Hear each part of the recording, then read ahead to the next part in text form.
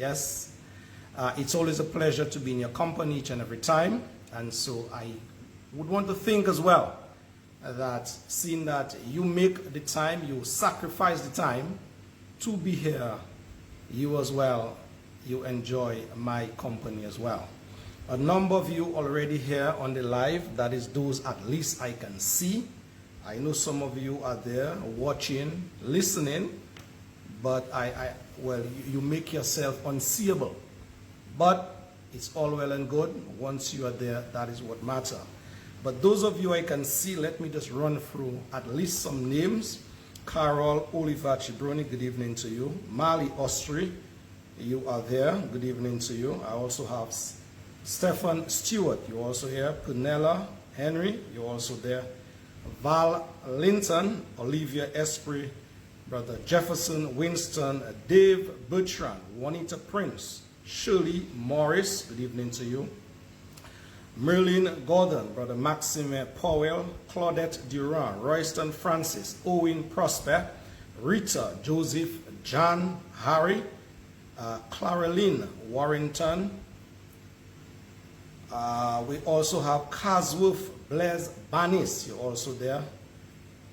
Elvira Rule, you're also there as well. Richardson Dick, McNara Casey Sherry, Leroy Tong, Deli Spence, Lucilla Luis, Nixon Pierre, Liney Andrew, Conrad Vacher, Anithia George, Crystal Barry, Naslin Dick, Duke Cedrin, Bernadette Myla, Sandra Alexander, Brother Kerry Lockhart Savage, good evening to you.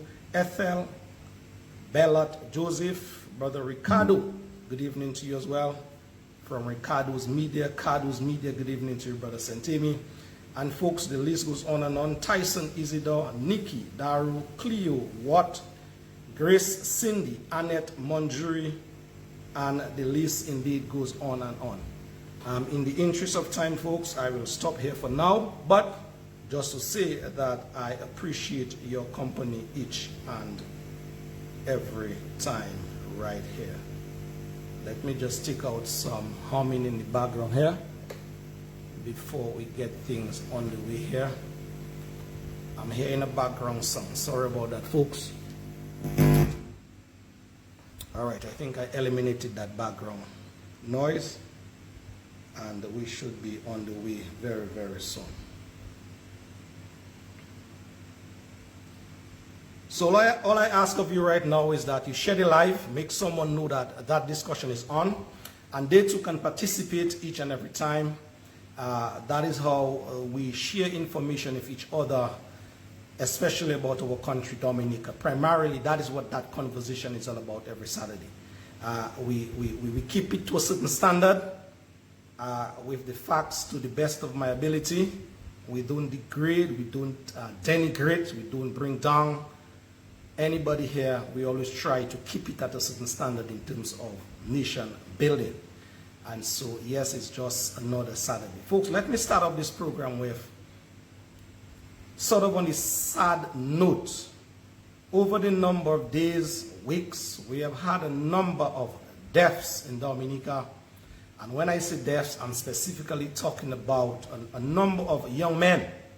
At least to my understanding, under the age of 40, thereabout, a number of young men in Dominica have succumbed, have lost their lives. And so the families, friends, relatives, grieving ones of these young men who have gone to the great beyond, I want to condone with you guys at this time, express my deepest sympathy, condolences message to each and every one of you out there. It's never an easy time. It's never an easy situation to lost someone very dear to you. And so I know a number of Dominicans now, those of you who live in Dominica and have relatives out of the country, you are grieving. And so I recognize that and I appreciate that fact. And so that is why I want to extend my deepest sympathy to all of you out there at this time. Folks, we are losing too many of our young men in Dominica. That is as plain blank as I can put it. Too many young men are going home, and I am saying it is before their time.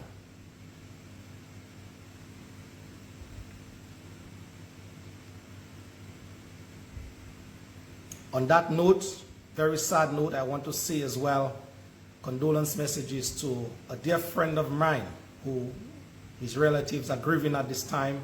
That is none other than Ashby, Scotland. Yesterday I got the very, very sad news yesterday morning that this brother had passed.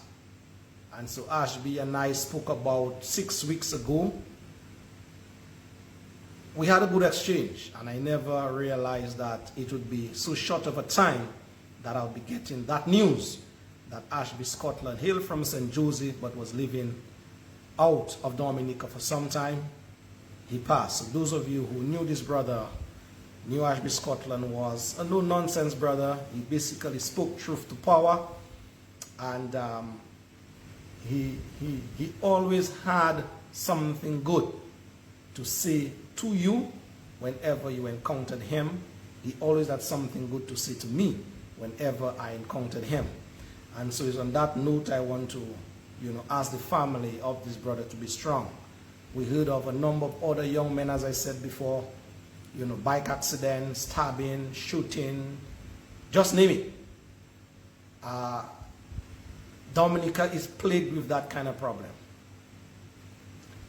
And for whatever it is worth, we have as a people to put the brakes on that problem, as it were.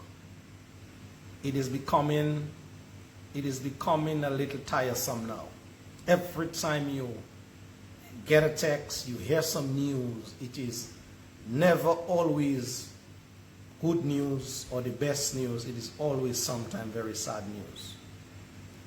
And I was speaking to someone earlier today, and that person was basically making the correlation, or trying to make the correlation with these young men deaths of late. And I would not go there just now, but something is happening in this place, people, that needs some kind of looking into. That is where I will, stop it for this evening in terms of my deliberation on that issue, as it were. But trust me, people, a number of our young men, they are just losing their lives in very willy-nilly fashion. The police have made some arrests. The police are still looking for some individuals in connection with some of these deaths. But it is much, too much, a situation where a number of families are grieving at this time. So I just thought, before I went into the gist of things tonight in terms of information about our country, that too is a problem that we need to pay some attention to in this country. Young men, you know yourselves, your life supposed to be very precious to you. The way some of you live your lives is like there is no tomorrow.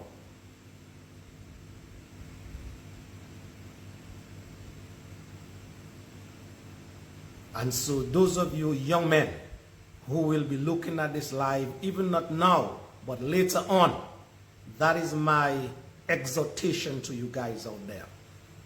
Try to be a little more cautious as you live in this country on this side of life.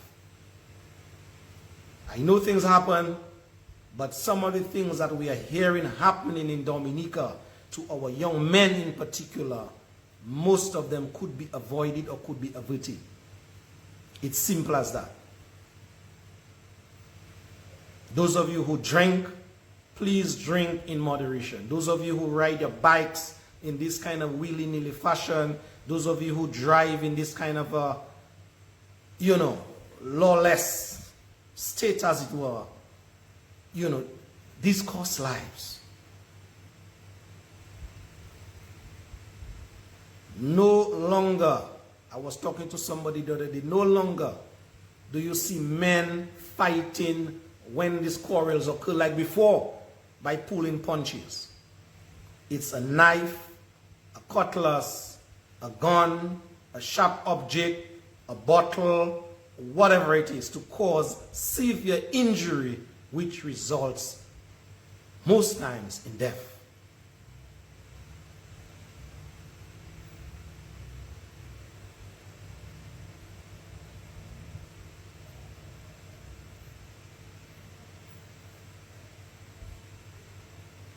Mali, good evening to you, my friend.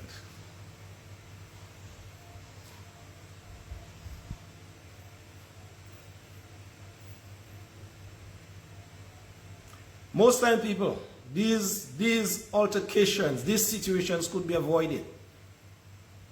If you hear about the stories why some of these deaths occur, it is, next to nothing situations. Things that could be just, you could just walk away, you could just have a quarrel and move away, but it's always this sort of over-aggression.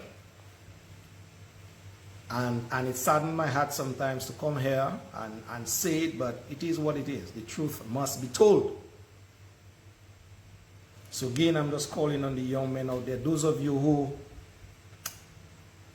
who have control or have some kind of, leverage over these young men in particular, please exercise that to the best of your ability. Please try to inculcate or re-inculcate, as it were, things that you knew in growing up into these young men, that at least your talking may just save a life. All life supposed to be precious. I'm just being brought up to speed just before I came on this afternoon of another unfortunate death of another young man. Again, an altercation that could have been avoided, a situation that could have been avoided, where it is alleged, at least for now, I wasn't there, so it is reported speech. A well-known bus driver, I'm being told, that bus driver and this young man had some kind of talk, some kind of, issue over whatever it is. And that well-known bus driver, basically in the presence of people, lift up this guy and threw him on the floor or threw him on the ground. Sorry, it's alleged. I wasn't there. And so after spending a number of days at the ICU as a result of that fall, this brother succumbed earlier today. So here it is again. You have one young man who will be placed 6 feet deep in the next couple of weeks. And another young man will be in police custody at least for some time. And most likely a charge or charges will be brought and be hanging over this other young man's head and needs to be answered. Folks, this cannot continue in our country. And the very sad thing about these deaths, people, is that when these situations occur, Dominicans now have developed a certain level of apathy to situations like that, in that the human part of us, the Dominican part of us, what we knew before, that part of us, the good side of us, it is slowly but surely being swept under the mat, as it were, in that when some of us see these quarrels, the first thing we do is to take our phones and record these situations, as if, well, we want to be the first one to post it out there, when we could be the one at least helping solve or helping curb that situation.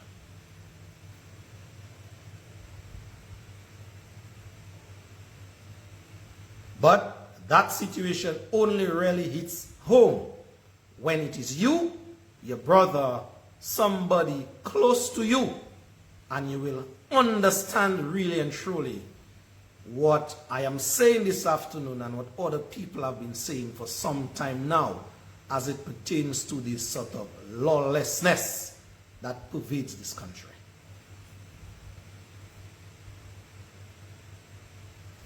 Yes, Judith, I heard that as well, but there are certain things I normally like to keep to my chest because I wasn't there, so I cannot vouch for all the details. But I just need to give the overarching action or reaction that transpired. But I'm hearing that as well. Too many people, too many.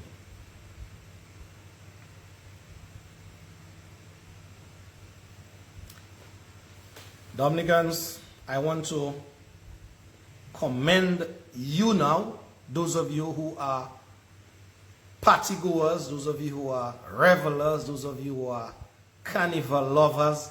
At least I want to give you guys some kudos, because at least the reports coming out of the carnival celebrations, it is one of sort of a good report compared to the other years. And so I heard from the minister, what's his name, Mr. Blackmore, sometime earlier, in that island-wide, as per the police and the troubles they had with you guys reveling, it was just about 6 deaths, 6 arrests, sorry. 6 arrests, sorry, let me correct that. Island-wide. There were other little scuffles here and there, but 6 major arrests for major incidents. And so on that note, I want to give you guys a pat on your back. I want to compliment you guys for at least, going through 2025 carnival celebrations with some sort of coolness of heads.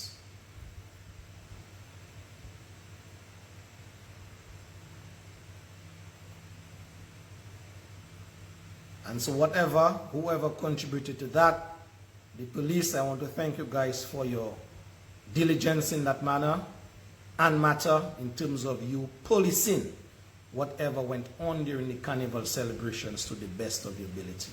Dominicans, I want to give you as well the kudos where it is due, because you can have how many police on the street, but if you decide to do whatever you decide to do to cause injury or otherwise, then the police task will be made much, much more difficult.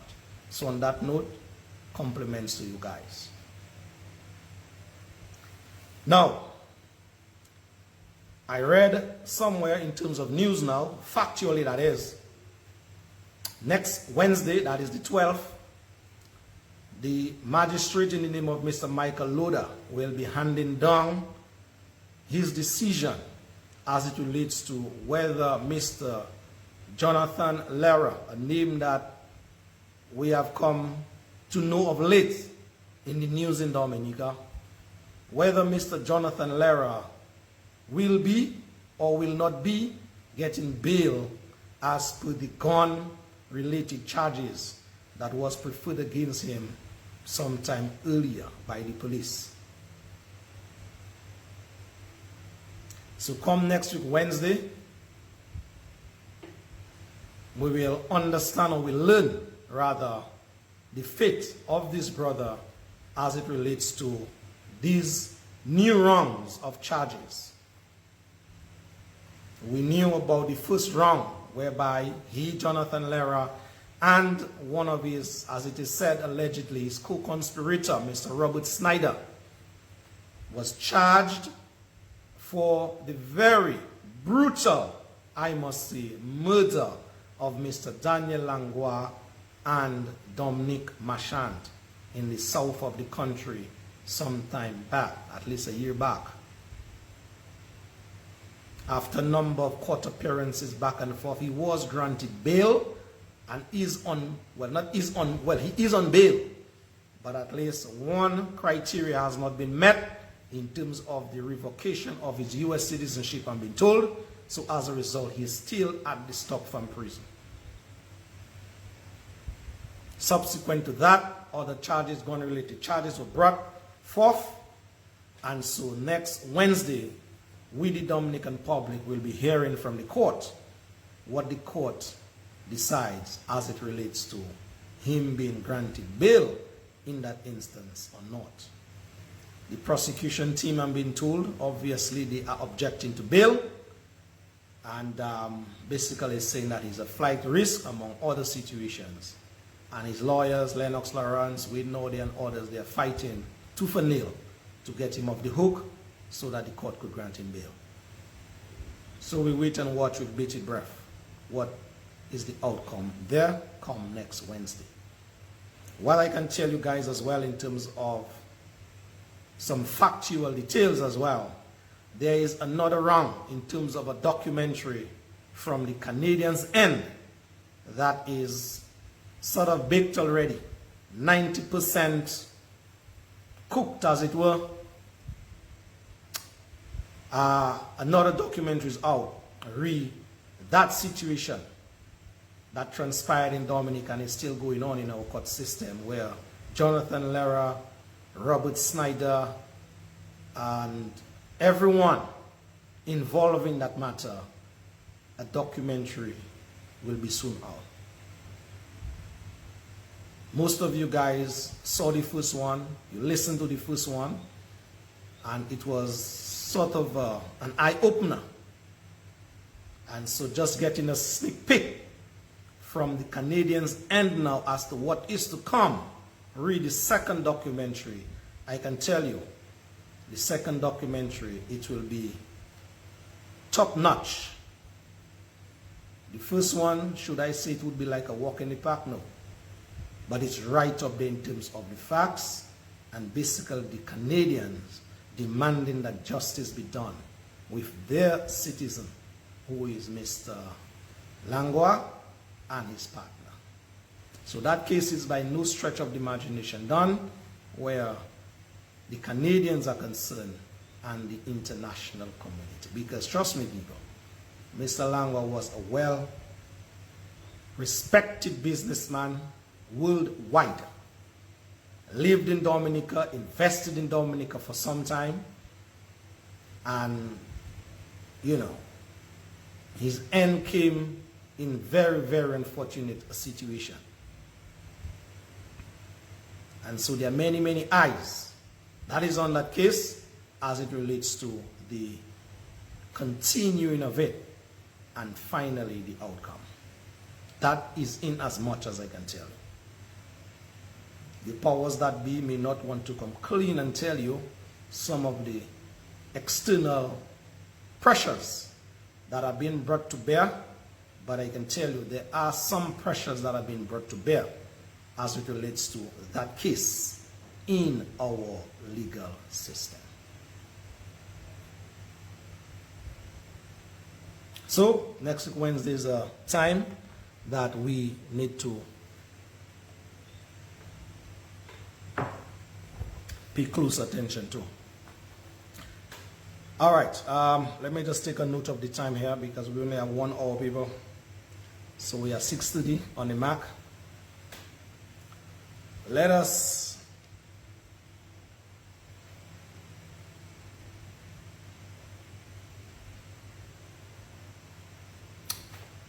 there is all right, let me not get into this one as yet. This regional matter in St. Vincent. I'm still waiting on some information there, so I will punch that one at you guys sometime next week. But coming home now, people, let's do some home matters now. Oh, before we go there, I want to congratulate the people who made it in terms of the finals at our Calypso competition. I want to congratulate very, very highly Joy Stout, she being the monarch of the 2025 Calypso business in Dominica. And so I want to commend her very, very highly. Watching the show that night, I always knew that Joy had a very, very good chance, right? And I think the judges got it right on that night. And so I want to compliment again and commend Joy Stout for her excellent exhibition on that night, her talent, her raw talent. I know some of you may have had other choices, but I think that the judges got it right on that night. I myself sat as a shadow judge on the night at the competition. And for those of you who don't know what a shadow judge is, let me just explain before I move on. A shadow judge is basically a person judging the competition as well, but their scores, their tally, their details that is on paper would not have been taken into consideration. They were the main judges, and there were 3 shadow judges, myself and 2 other people. It's a situation whereby I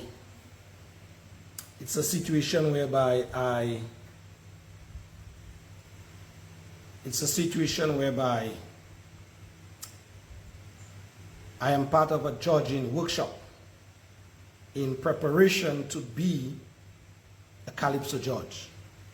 And so I had my feet wet, as it were, at the Calypso finals, being a shadow judge, just to, give you guys some further details. But just to get back now to the competition, everybody gave, a good show, put on their best performance, but I think on that night it was basically Joy Stout. She ran away with the competition, and the judges, in my estimation, as I said, got it right. So congratulations to her, and I just want to wish everyone that participated from the eliminations up to the big stage, I wish them well in their future endeavors. There's a Calypso post-mortem, if you ask me, that must be had. And I think the best people to push it together, pull it together, it is the Dominica Calypso Association. And so I think a post-mortem is due as to what was done, the good, the bad, the ugly, and what can be done to perfect the art of, our competitions in Dominica. What I must say in conclusion on that subject matter is that our competition in Dominica, where Calypso is concerned in terms of participation, public participation now, that is dropping. It's a fact. And I am attributing the drop to a number of other competing activities or events on the very same night of these competitions, be it quarters, be it semis, be it the finals itself. And so when I entered the park on the final night, I was really disappointed to see the number of people who were present just about 8 o'clock. You could really count the people who were on the forecourt. Opposed to other competing events that I had the opportunity to pass by on the way to the park that were already jam-packed about 7:30, 8 o'clock. And so I'm saying whatever needs to be done to get these crowds back to where these crowds was, then we need to do that. The crowd, the Calypso crowd, need to get back to where it was. Straight up. Calypso is our thing. If you talk to the historians, if you talk to our ancestors, if you talk to our grandparents, you will get the importance of Calypso. You will go back and understand the historical context and contents of Calypso to us as a people. And so I think that importance supposed to be sort of, ingrained into our people now as to the relevance and importance of the art form. And I'm not trying to shoot down or deny anybody else from being entertained how they wish, but at the end of the day, I think Calypso is an art form by itself that should stand alone. And if you ask me, there are a number of situations that need to be looked into as it relates to Calypso being that art form that have played and should continue to play a very important role in our development as a country. So again, in the interest of time, I just want to stop and compliment everyone involved who played their part in keeping the art form alive. Joy Stout, Dice, Shanice, Bob, that placed at the finals. Compliment you guys, and the others. Try a bit harder next year and the years to come. All right, Dominicans, we have some business to talk about now as it relates to an upcoming event. And if you know me well, I do shy away from my local politics. Let me preface that, what I'm going to say, by saying that our country, Dominica, is much bigger than any one political party, any one religious organization, any one man or woman in this country. Again, I want to repeat, our country, Dominica, it is much bigger than any one political entity out there. It is much bigger than any one religious organization out there. It is much bigger than any one man or woman or group in this country. That is where I want to start with what I'm going to say. Because when you look at some of the things that are going on in this country, you get the impression that there are certain people who are in certain prestigious positions, and they think, well, they are bigger than Dominica. And I say no.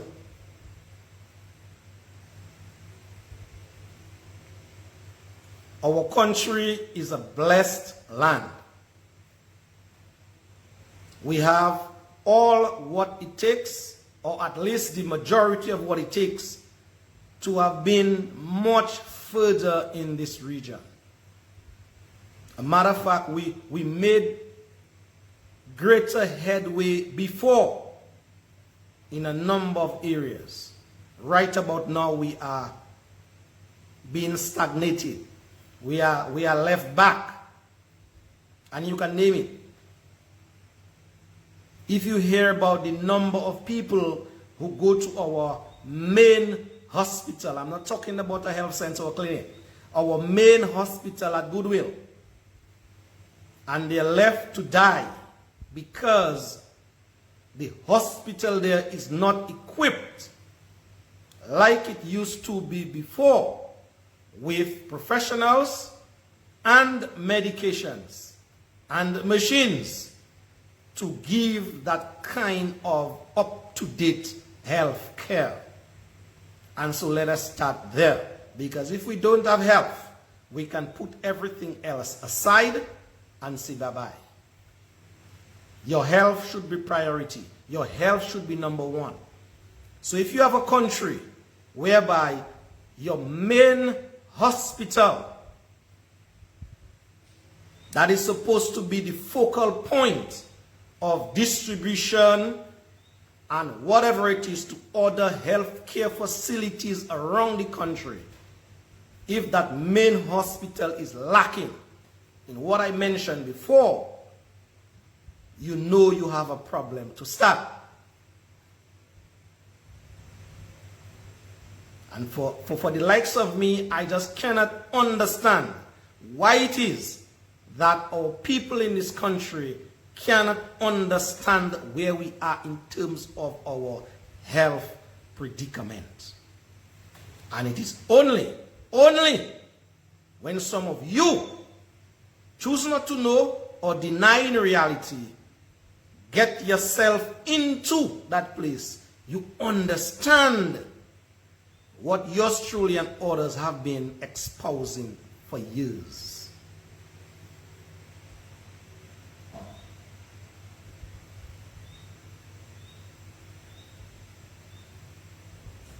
So I say our health system, it could be better. No two ways about it.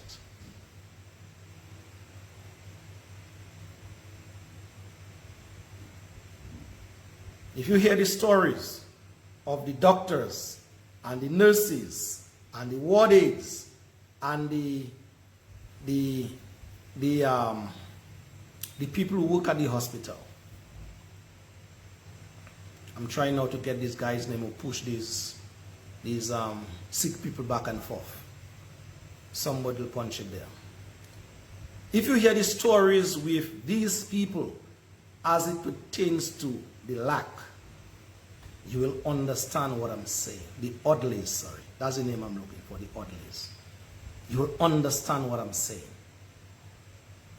These people sometimes have to basically take a stone and try to get blood out of that stone to help people.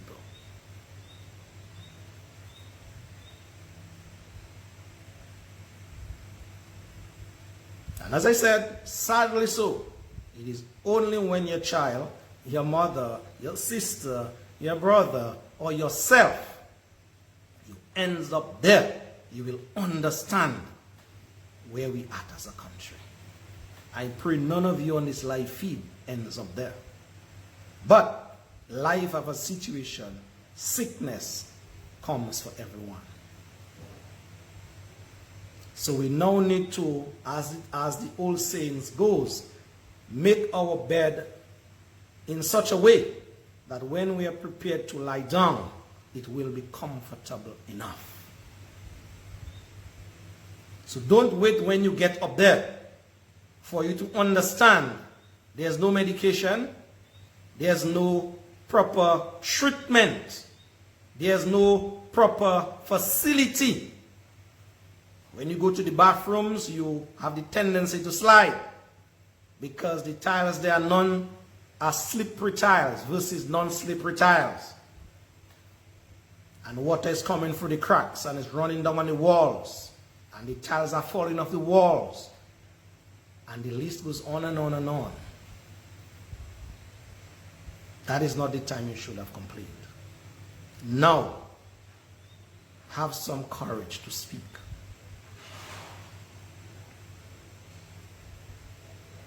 And so I'll just be discussing or touching on the healthcare situation tonight as an example for where I want to bring the conversation before we close. Because this country, we Dominicans are the ones who really should put Dominica where it's supposed to be. Not the politicians, not the professionals as they were. It is the Dominican public. It is you and I. We basically exercising our power individually. And that culminating in a collective effort that will make the difference. You have a situation in this country, you have teachers who are underpaid. You have a number of public servants in this country who are underpaid and not paid on time, not paid regularly. And I can confirm to you now at least one set of these public officers, they are the public works people. I am being told from 3, 4, 5, at least 5 of them. Lofty, we got paid. I got paid since on the 17th of December last year. We're in March. So 2 months and counting, you have the public workers. They cannot touch their salary.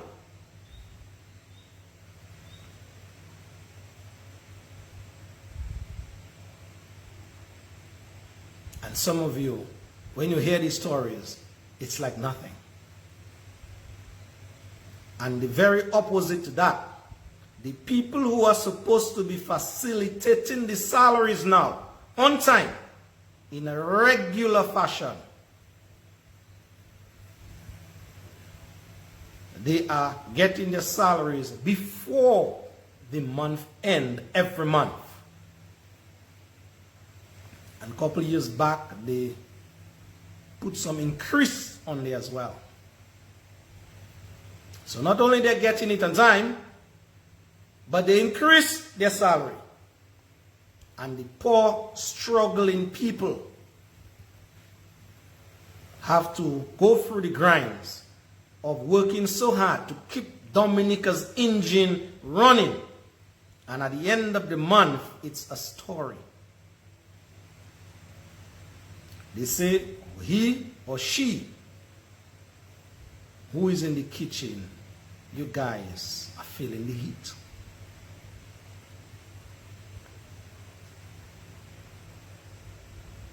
I heard Mr. Ralph Gonsalves, Prime Minister of St. Vincent and the Grenadines, making a big hue and cry about the ECCB,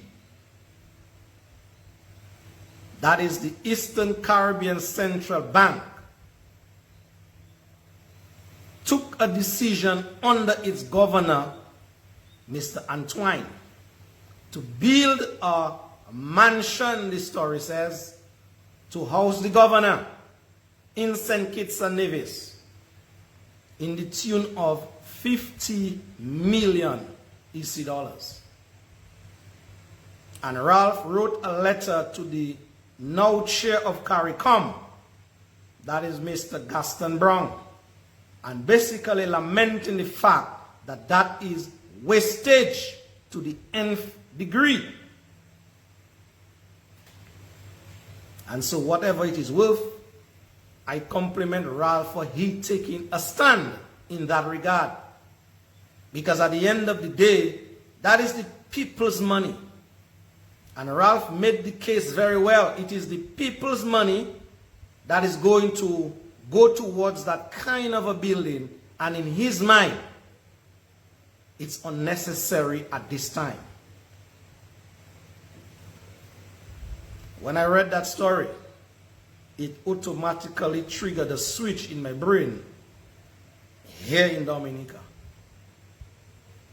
And so I know it is not Ralph's business as to what happens here in our country as it pertains to the wastage that he described. But I am thinking very hard to write to Ralph if, just in case perhaps, peradventure, he doesn't know that we in Dominica, we have been talking about wastage as well. And I know he may hide under the cover of not wanting to meddle in internal politics. But at the end of the day, wastage is wastage. And for too long, we have had a government in Dominica wasting people's money. We have a waste at Mont Daniel in the tune of 70,000 EC dollars per month. That goes to one man and his family in terms of the housing accommodation. And so, as I said, that may not be Ralph's business per se. But I'd like to hear what Ralph have to say privately or publicly, on that kind of wastage as well.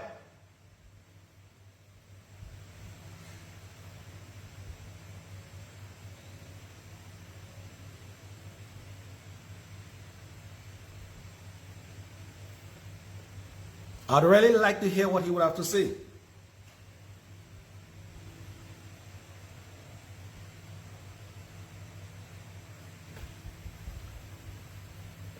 Levers Esprit,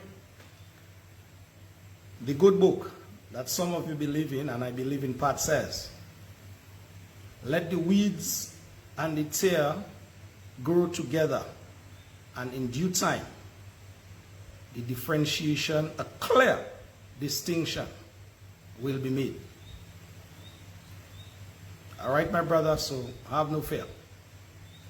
Let's continue. So wastage at CARICOM level is one wastage. Wastage at a country's level is, in my mind, the very same type of wastage.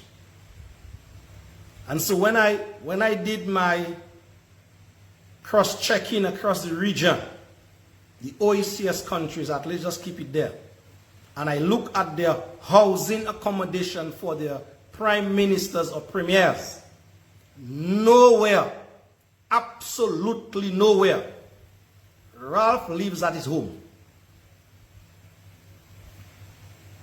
That is in as much as I got on the ground in terms of facts. And other premiers and prime ministers, they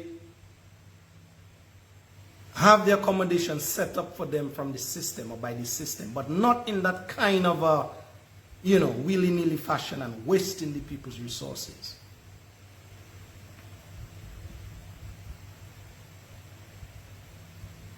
And so right here in Dominica, 70,000 of the people's money is going to waste every month on a prime minister and his people, whoever they are, to pay for accommodation.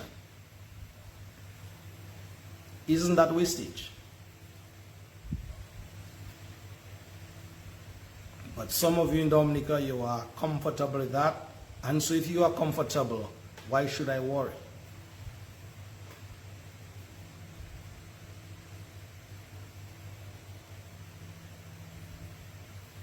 Now, in the interest of time, people,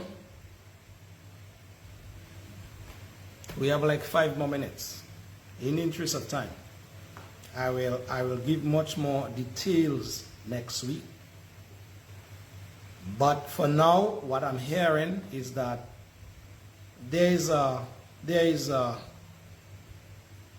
parliament that is supposed to be convened on Wednesday, the 19th of this month, where the second and third reading of the bills, the electoral reform bills, that is supposed to be tabled there.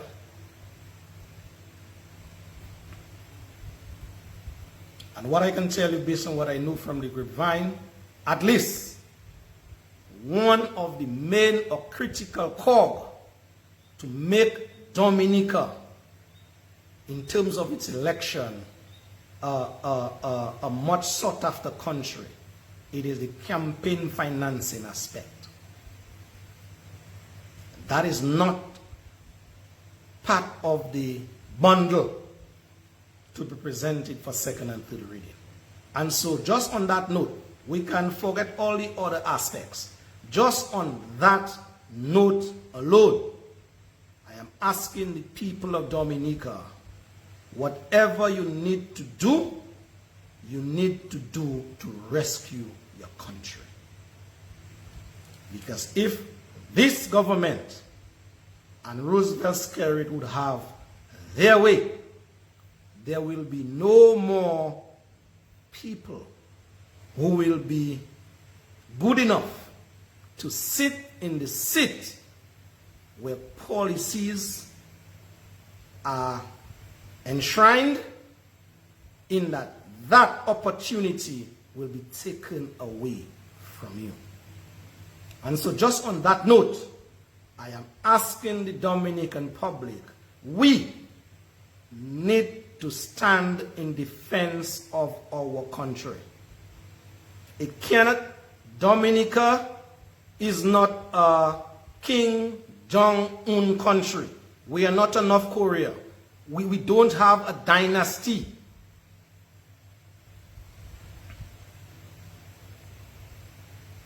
And so we shouldn't be operating as if we are building one. And so I am imploring, I am exhorting, I am beseeching, I am asking Dominicans, those of you with good consciences, come out and make your presence be felt. That any electoral laws in this country and the monies that are going to and through and will be spent in these elections, there cannot be accountability. We should resist that. That is the long and short of the matter. That is the long and short of the matter.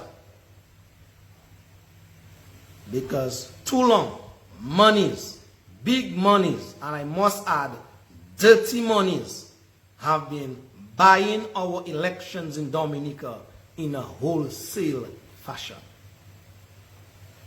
And that is what this government is relying on. It is to continue to steal, to buy their way through the political process so that other people will never have an opportunity to serve their country at the highest level.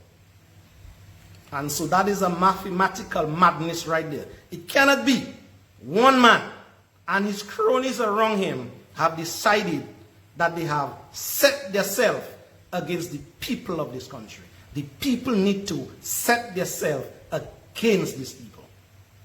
And I cannot say it any more polite. I choose not to say it any more polite.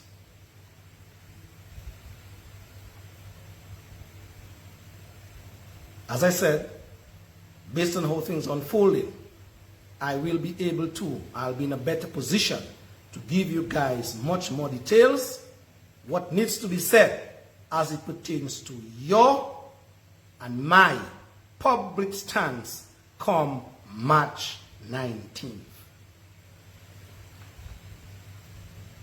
That is it, people. I rest my case. Thank you, Dominicans, for your eyes and ears each and every time.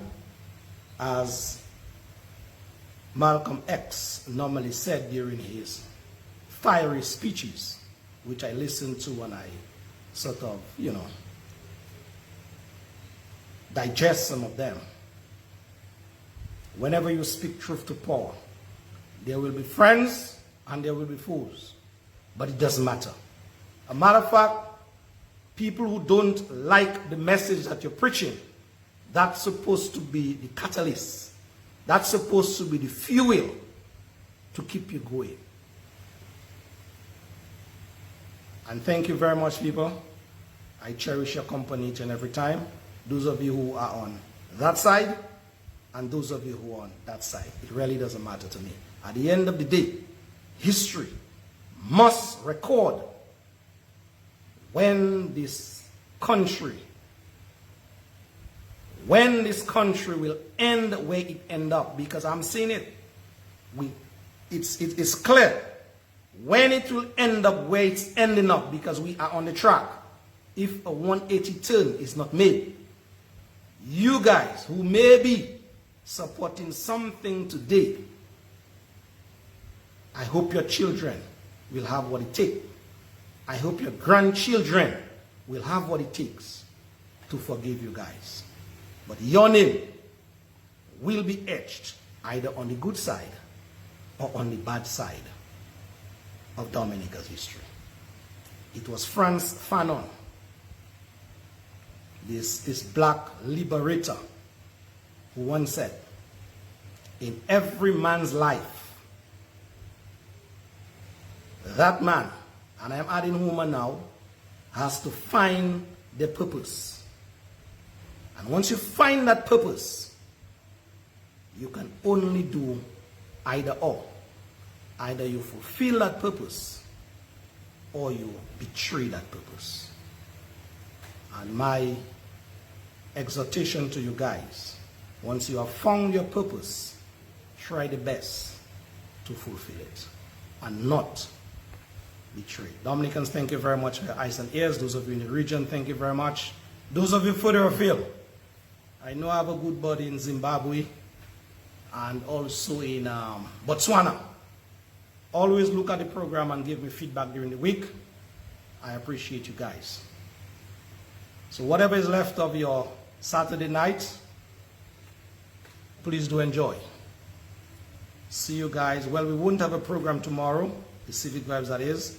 We are sort of taking a sabbatical till next week, Sunday. That is the 16th. So on that note, Dominicans, thank you. Bye-bye. I love each and every one of you, each and every time. Bye-bye.